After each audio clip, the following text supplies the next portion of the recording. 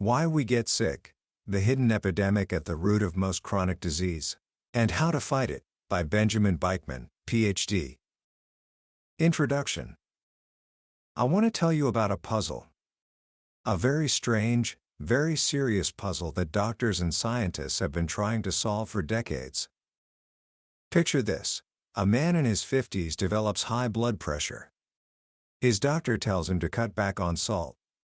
A young woman in her 20s is heartbroken to learn she has PCOS, a leading cause of infertility. A grandfather, once sharp as a tack, begins to lose his memory, the first devastating sign of Alzheimer's disease. A middle-aged man struggles with erectile dysfunction. Another friend finds strange little skin tags popping up on their neck and under their arms.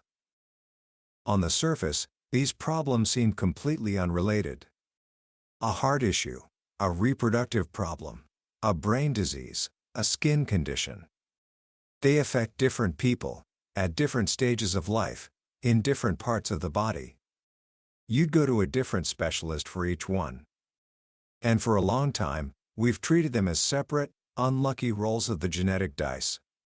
We've developed different drugs, different treatments, and different warnings for each.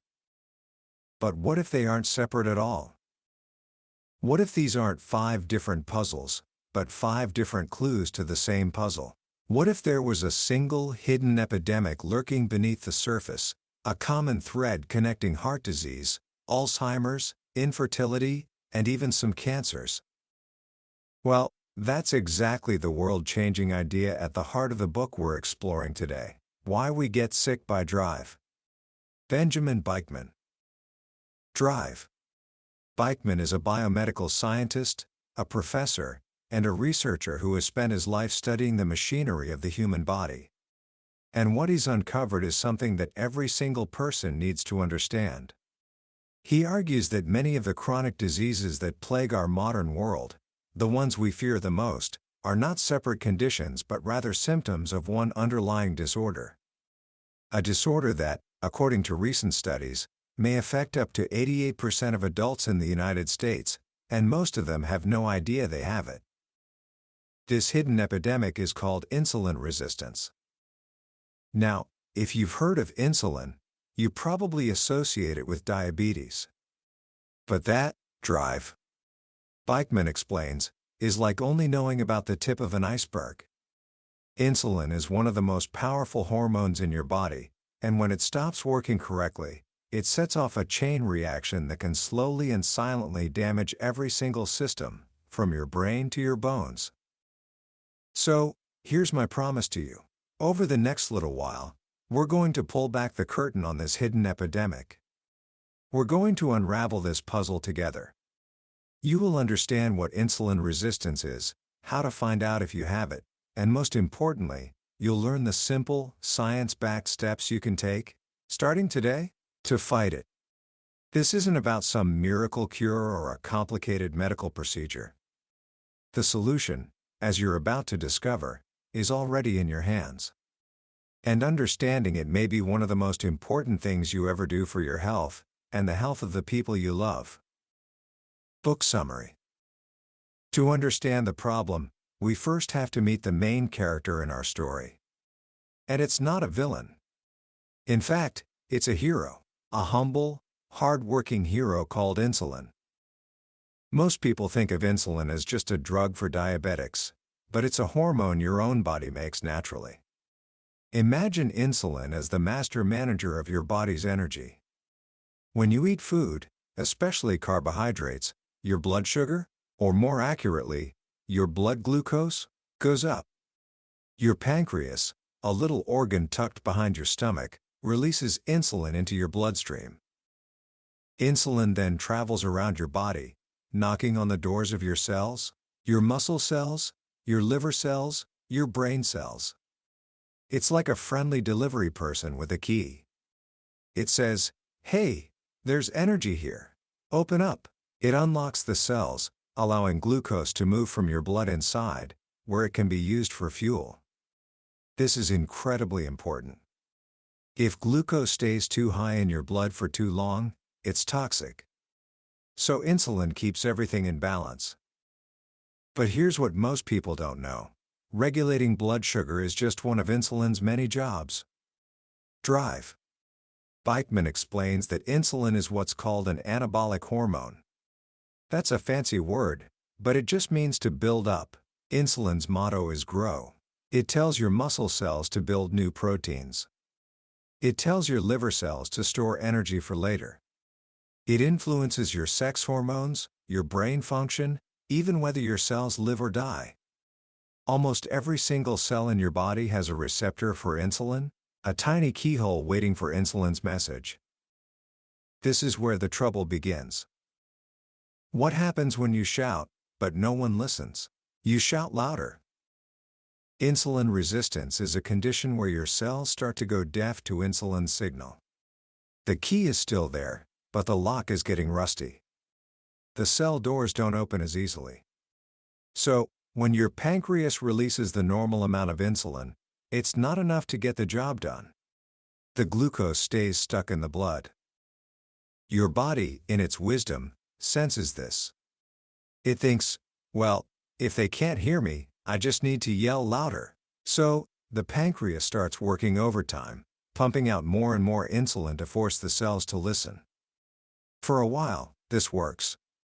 The higher levels of insulin manage to keep your blood glucose in a normal range, so if a doctor only checks your blood sugar, everything looks fine.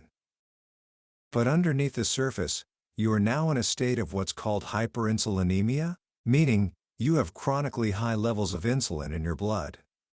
You have a manager who is constantly yelling grow, store, build, at every cell in your body. This drive, Bikman argues, is the beginning of almost everything that goes wrong. This isn't pre-diabetes, it is the disease in its early stages. Type 2 diabetes is just what we call it when your pancreas finally gets so exhausted from yelling that it can no longer produce enough insulin to keep your blood sugar down. The high blood sugar is the final symptom of a problem that started years, maybe even decades, earlier. And during all those years of having high insulin, the damage was already being done. Let's walk through the body and see what this yelling manager does. We'll start with the heart. Heart disease is the #1 killer in the world. We blame cholesterol, we blame smoking, we blame salt. But drive. Bikman presents a mountain of evidence showing that insulin resistance is the real puppet master behind the scenes. In fact, one prominent physician, Joseph Kraft, declared, "Those with cardiovascular disease not identified with diabetes are simply undiagnosed." So how does it work? High insulin damages your heart in multiple ways. First, it tells your kidneys to hold on to salt and water. This increases the volume of blood in your vessels, which directly raises your blood pressure. It's like turning up the faucet on a garden hose. The pressure has to go up. Second, remember insulin's main job is to tell cells to grow? Well, it tells the muscle cells lining your blood vessels to grow, too. The vessel walls get thicker and stiffer, making the opening narrower. Again, think of that garden hose. If the walls of the hose get thicker on the inside, the pressure of the water flowing through it skyrockets. Third, high insulin messes with the fats in your blood, your lipids. For decades, we've been told to fear LDL cholesterol, the so-called bad cholesterol. But the story is more nuanced. LDL comes in different sizes. There's the big, fluffy kind, like a beach ball, that tends to bounce along harmlessly in your bloodstream pattern A. And then there's the small, dense kind, like a golf ball, that can easily get stuck in the walls of your arteries and cause plaque pattern B. Guess what tells your liver to produce more of the dangerous, small, dense LDL? That's right. High insulin. So, you can have normal LDL levels on a standard test, but if your insulin is high, your blood could be full of these dangerous little particles, setting the stage for a heart attack. Now let's travel up to the brain.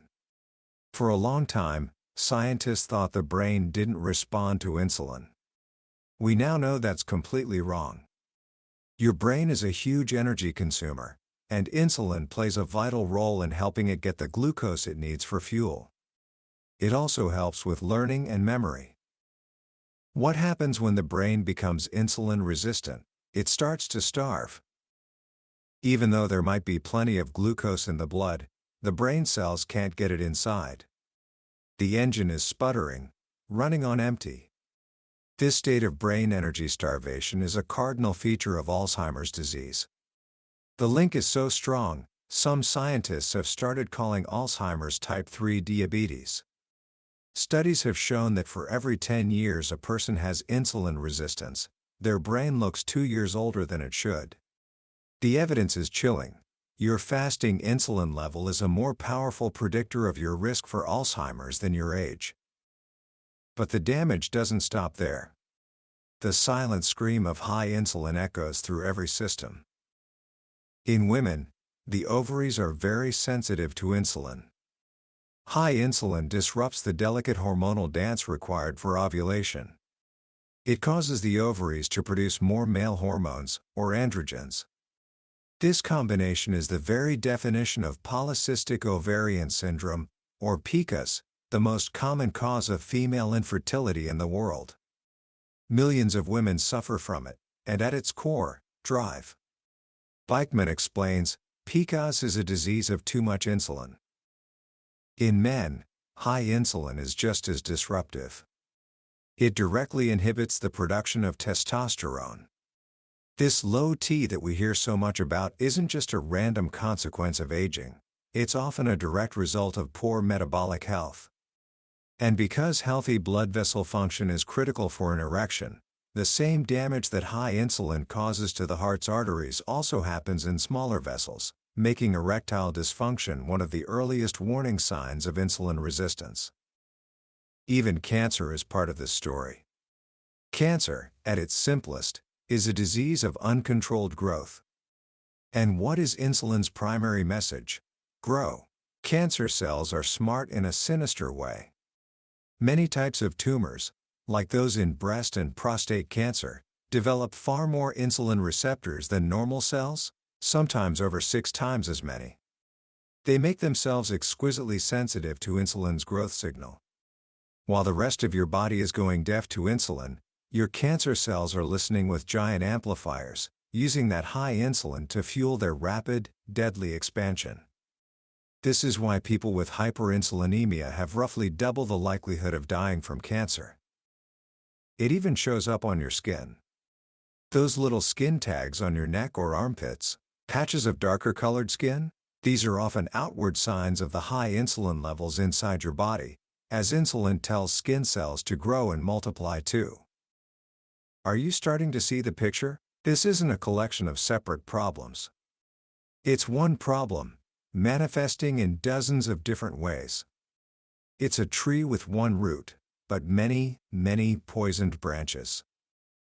So, the next logical question is, what waters that root? If high insulin is the problem, what is causing our insulin to be so high in the first place? This brings us to the second part of our story, the causes. The single most important cause of insulin resistance is too much insulin. That sounds like a riddle, but it's a fundamental principle of biology. When any cell in your body is overstimulated by a signal for too long, it protects itself by reducing its sensitivity to that signal. If you walk into a room with a strong smell, after a few minutes you don't notice it anymore. Your senses have adapted. If you listen to loud music all the time, you slowly damage your hearing. Your cells do the same thing. When they are constantly bombarded with high levels of insulin, they turn down the volume. They become insulin resistant. It's a defense mechanism that tragically backfires. So, what in our modern world is keeping our insulin chronically elevated? Drive. Bikman walks us through a few culprits. There are some we can't control, like aging and genetics. As we get older, we naturally become a little more insulin resistant. And yes, some ethnicities and family lines are more prone to it. But these factors are a small part of the story. The real driver is our lifestyle. Think about stress. When you're stressed, whether it's running from a predator or just worrying about an exam, your body releases stress hormones like cortisol. Cortisol's job is to make sure you have enough energy for the fight or flight response, so it tells your liver to release sugar into the blood. It actively works against insulin, making your body temporarily insulin resistant. This is useful if you need to run for your life. It's not so useful if you're just sitting in traffic, fuming. Chronic stress means chronic cortisol, which contributes to chronic insulin resistance. Lack of sleep does the same thing. Just 1 week of sleeping a few hours less than you need can make your body about 30% more insulin resistant. Even a sedentary lifestyle is a major contributor. When your muscles are inactive, they become less sensitive to insulin's signal. In fact, just immobilizing one leg in a cast can make that leg half as insulin sensitive as the active one in a matter of days. But the biggest lever, the most powerful driver of high insulin, is the food we eat. Remember, every time you eat, your insulin goes up. But not all foods are created equal. Drive. Bikman explains it with a beautiful clarity. There are 3 main types of macronutrients: protein, fat, and carbohydrates. Dietary fat has virtually zero effect on your insulin levels. Protein causes a small, modest rise in insulin. Carbohydrates, especially refined starches and sugars, cause a massive, rapid spike in insulin, sometimes more than 10 times the normal level. Now, think about the standard modern diet. Breakfast is cereal, toast, or a bagel with orange juice. Lunch is a sandwich with chips. Dinner is pasta or rice. And we snack on crackers, granola bars, and sodas in between. We are eating a diet dominated by insulin-spiking foods, and we're eating them all day long.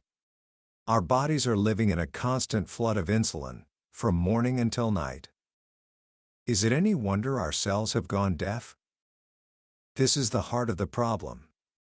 We've been so focused on counting calories and fearing fat that we've completely ignored the hormonal effect of our food. And in doing so, we have created the perfect storm for insulin resistance to flourish. This all sounds pretty bleak, doesn't it? It can feel like we're surrounded by enemies: our food, our stress, our modern lives. But here is where the story takes a turn. Because if our lifestyle is the cause, it means our lifestyle can also be the cure. This brings us to the third, and most hopeful, part of Drive. Bikman's message: the solution. The goal is simple: lower your insulin. If you do that, you allow your cells to regain their sensitivity. You let them hear the signal again. How do we do it? Drive. Bikman lays out a clear, evidence-based plan, and it doesn't involve expensive drugs or surgeries. It revolves around 2 things you control every single day: how you move and what you eat. First, let's talk about movement. Exercise is incredibly powerful. Here's why. When your muscles contract, they can pull glucose out of your blood without needing any insulin at all. It's like having a secret back door into the cell that only opens when you're active. This means every time you exercise, even just going for a walk, you are directly lowering your blood glucose and giving your pancreas a much-needed break. Your insulin levels naturally fall. What kind of exercise is best? Drive. Bikman says the best exercise is the one you'll actually do. But if you want the most bang for your buck, resistance training, lifting weights, or even just using your own body weight might have a slight edge. Why? Because it builds muscle. And muscle is your body's biggest glucose sink. The more muscle you have, the more places you have to store glucose, which helps keep your insulin low. But as powerful as exercise is, you cannot outrun a bad diet. The most powerful tool you have is your fork. And the strategy is built on 4 simple pillars. Pillar 1: control carbohydrates. This is the most important rule. Since refined carbohydrates and sugars are what spike your insulin the most, you need to be smart about them. This doesn't mean you have to eliminate all carbs forever, but it does mean you need to stop making them the foundation of every meal. Ditch the sugary drinks. Swap the bread, pasta, and rice for non-starchy vegetables. If a food comes in a box or a bag with a long list of ingredients, it's likely a carbohydrate to avoid. Eat the whole fruit, don't drink the juice. The fiber in the whole fruit slows down the sugar absorption and blunts the insulin spike. Pillar 2. Prioritize protein. Protein is essential for your muscles, bones, and overall health. It has a much smaller effect on insulin than carbs do, and it helps you feel full and satisfied. Aim for protein from real food sources like meat, fish, and eggs at every meal. Pillar 3. Fill with fat. This is the part that might feel strange, because we've been told for 50 years that fat is the enemy.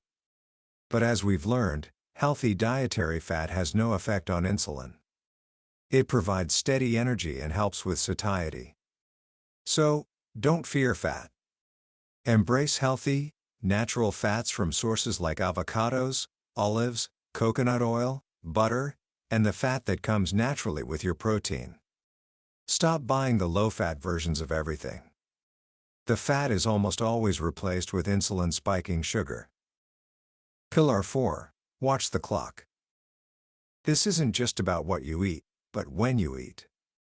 Remember, the goal is to give your body breaks from high insulin. If you are grazing all day, your insulin never has a chance to come down. Drive. Bikman recommends practicing some form of intermittent fasting or time-restricted eating. This sounds intimidating, but it can be as simple as finishing dinner by 7 p.m.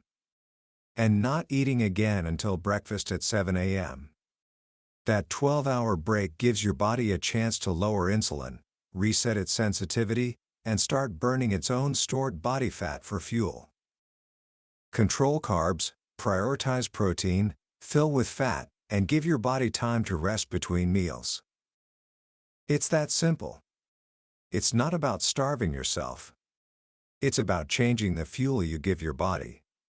When you shift away from a diet of constant carbohydrates, your body adapts. It becomes good at using fat for energy, both the fat you eat and the fat stored on your body. Hunger fades.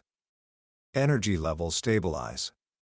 And most importantly, your insulin levels come down. And when insulin comes down, the magic starts to happen. Your blood pressure improves. Your cholesterol profile gets better.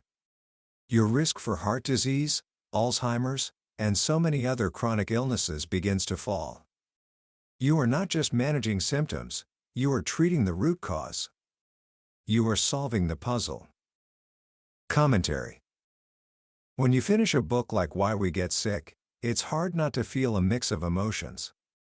There's a bit of anger, maybe, at how we've been given the wrong advice for so long, the advice to fear fat and load up on healthy whole grains, the focus on calories over hormones. There's a sense of urgency, realizing that this isn't some abstract problem, but a deeply personal one that is affecting us, our parents, our friends, right now. But the overwhelming feeling, for me, is one of empowerment. The central message of this book is profoundly hopeful. It tells us that we are not simply victims of our genes or the inevitable decay of aging. It hands us back the steering wheel. The idea that so many terrifying diseases, the ones that rob us of our loved ones and our quality of life, are not random, separate monsters, but rather different faces of the same manageable condition is nothing short of revolutionary. It reframes everything. A skin tag is no longer just a cosmetic annoyance, it's a postcard from your metabolism, telling you to pay attention. High blood pressure isn't just a salt problem, it's an insulin problem. Brain fog isn't just a sign of getting older, it could be a sign that your brain is struggling for fuel. Drive. Bikman gives us a new lens through which to see our health, one that connects the dots and makes sense of the chaos. And the most beautiful part of this message is its simplicity. The solution isn't a billion-dollar drug with a long list of side effects. It's not a radical, irreversible surgery. The solution is rooted in honoring the way our bodies were designed to work. It's about returning to real, whole foods and embracing natural patterns of eating and moving. So, if you're listening to this and feeling that spark of recognition, that feeling of this makes sense, I want to encourage you to not let it fade. Knowledge is only potential power. Real power comes from action. And you don't have to change everything overnight. Start with one small, manageable step. Here are a few ideas. First, just look at your breakfast tomorrow. Don't judge it, just observe it. Is it a bowl of cereal? A piece of toast? Ask yourself one simple question. What is this doing to my insulin? If the answer is spiking it, maybe the next day you could try something different. Maybe some eggs and avocado. Just see how you feel. Second, go for a 20-minute walk. That's it. You don't need a gym membership or fancy gear. Just move your muscles. Remind your body how to use that secret, insulin-free backdoor to get energy. And third, the next time you see your doctor, be brave. Ask them, could we test my fasting insulin? It's a simple blood test, but it might just be the most important number you ever learn about your health. That was a summary of why we get sick by drive. Benjamin Bikman. We've journeyed through the core ideas today, but I'll be honest with you, a summary can only be a map. The real treasure is found when you explore the territory yourself. The true power of this book lies in the depth of the science, the clarity of the explanations, and the profound sense of hope it offers. This summary is designed to help you decide if this journey is one you want to take. If anything we've talked about has struck a chord, if it has made you question what you thought you knew about health, then I urge you to grab a copy. Reading it isn't just about learning information, it's about gaining a new understanding that can genuinely change the way you live your life. You'll find a link to the book in the description below. Also, if this exploration has brought you any value, please take a moment to hit that like button and subscribe to the channel. That way, you won't miss our next deep dive into another life-changing book from the billionaire's bookshelf. Let's keep learning and growing together.